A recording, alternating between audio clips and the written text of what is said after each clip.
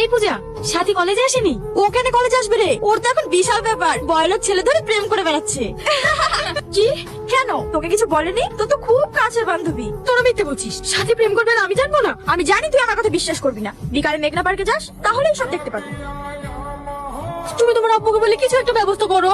আরে তুমি অত টেনশন করছো কেন? আমি আব্বুকে ঠিক রাজি করে নেবো। তোমার কোনো কথা আমি শুনতে চাই না। তুমি যত তাড়াতাড়ি পারো তোমার আব্বাকে রাজি করে তোমার বাড়ির বউ বানিয়ে নিয়ে চলো। আচ্ছা আচ্ছা ঠিক আছে, আজকে তোমাকে আমার আব্বার কাছে নিয়ে যাবো। এই সত্যি?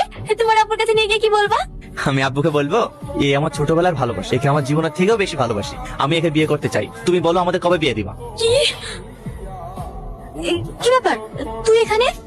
কে এটা সালমা? ইয়ে ইয়ে আমার বান্ধবী। ও আচ্ছা, হাই, আমার নাম টনি। তোমার নাম কি? ইয়ের নাম সাথী। Just on minute. হ্যাঁ বা বলো। আচ্ছা ঠিক আছে, আমি এক্ষুনি আসছি।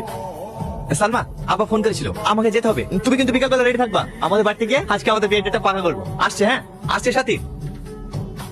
তাহলে এই সেই আমার টনি।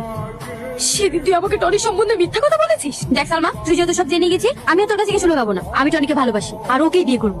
যদি ভালো চাস তাহলে আমাদের মধ্যে কাটা হতে আসবি না। কেন তুই এটা করলি? তুই তো জানিস আমি ওকে ছোট থেকে অনেক ভালোবাসি, তাহলে তুই কেন ওকে মিথ্যা পরিচয় দিয়ে ভালোবাসতে গেলি? হিয়ে তো আমার মিথ্যা পরিচয় দেওয়ার কি আছে? আমার টনিকে ভালো লেগেছে তাই। বাহ, তাহলে তুইও শুনে না, টনি আমার ছিল, আমারই হবে।